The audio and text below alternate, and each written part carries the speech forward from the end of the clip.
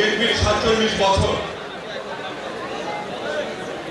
কেমন ছিল? ৪৭ বছর আমি বহু আগে একটি সিনেমা দেখেছিলাম, দি লংগেস্ট 100 মাইলস। ফিলিপাইনে জাপানের আক্রমণের পর সেখানে একজন আমেরিকান সোলজার, একজন আর্মি নার্স, একজন ধর্মযাজক এবং কিছু এতিম শিশুকে নিয়ে একটি দল পালিয়েছিল প্রায় ১০০ কিলোমিটার। এই ১০০ কিলোমিটারের প্রতিটি পদে পদে ছিল নানা আশঙ্কা, নানা ভয়, নানা উত্তেজনা।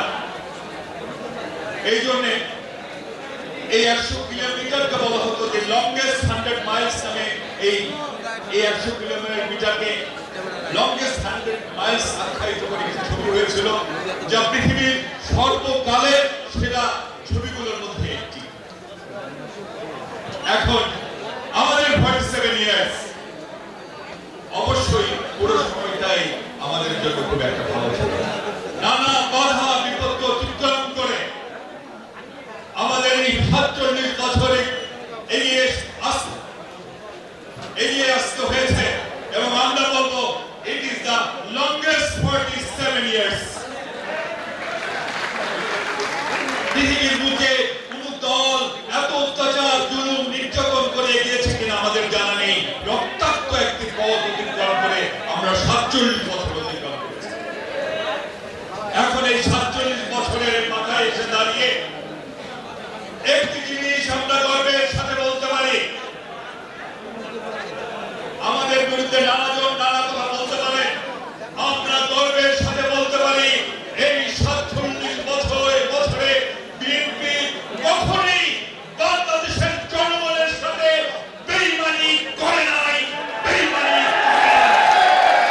৪৭ বছর না, আমি আরো একটু এগিয়ে বলতে চাই, আমাদের নেতা শহীদ রাষ্ট্রপতি জিয়া রহমান ১৯৭১ সালে যখন বাংলাদেশের বড় বড় নেতা পালিয়ে গেলেন, জাতি যখন অসহায়, ঠিক সেই সময় আমাদের নেতা, আমাদের স্বপ্নদ্রষ্টা জিয়া রহমান জাতির সাথে বেইমানি করেন নাই, এসেছেন এবং স্বাধীনতার ঘোষণা দিয়েছেন। অনেক বুদ্ধিজীবী আছেন জিয়া রহমানকে সামান্য মেজর বলে খুব শান্তি পায়। আরে ভাই, সবাই তো সামান্য হয়ে জন্মগ্রহণ করেন, কেউ কি বিখ্যাত হয়ে জন্মগ্রহণ করেন নাকি?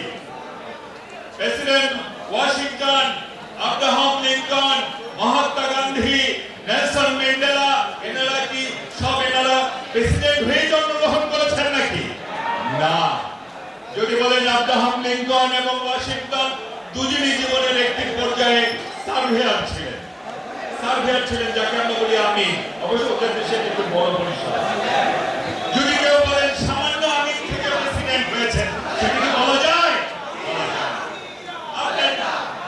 নেলসন ম্যান্ডেলা, তারপর মহাত্মা গান্ধী, তারপর ভ্লাদিমির লেনিন এক সময় কিছুদিনের জন্য উকিল ছিলেন, এবং ম্যান্ডেলা এবং